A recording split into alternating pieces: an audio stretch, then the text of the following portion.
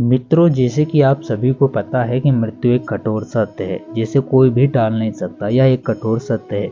मित्रों, आपने देखा होगा कि हमारे सनातन धर्म में जब किसी की मृत्यु होती है तो उसके शव को जला दिया जाता है और अंतिम संस्कार कर दिया जाता है। लेकिन दोस्तों, क्या आपने सोचा है कि अंतिम संस्कार के बाद उस आत्मा का क्या होता है?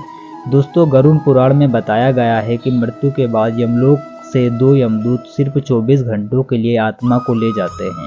इन 24 घंटों में मृतक के परिजन अंतिम संस्कार व अन्य कर्म करते हैं। आत्मा को यमलोक में उसके किए गए कर्मों को दिखाया जाता है और 24 घंटों के बाद यमदूत उसे उसके वापस छोड़ देते हैं। उसके बाद 13 दिनों तक आत्मा अपने परिजनों के बीच ही रहती है, यानी कि 13वीं तक आत्मा अपने परिवार वालों के साथ ही रहती है। वह सब सुन सकती है, देख सकती है। मित्रों, आत्मा के 13 दिन पूरे हो जाने पर यमदूत फिर आत्मा को यमलोक ले जाते हैं और उसके कर्मों के आधार पर उसे वहां कर्म भोगना पड़ता है।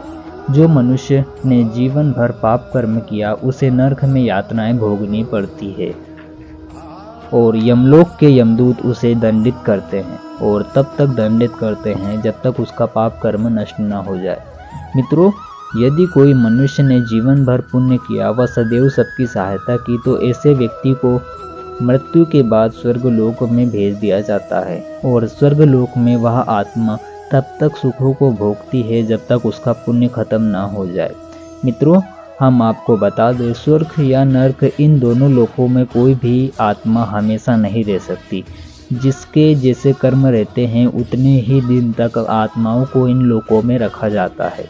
मित्रों, जब आत्मा अपने पूर्ण कर्मों को भोग लेती है तब फिर उस आत्मा के कर्मों के आधार पर उसका अगला जन्म निर्धारित होता है। उस आत्मा के कर्मों को देखकर बुद्धि, वैभव, यश व सुंदरता, परिवार का चयन होता है।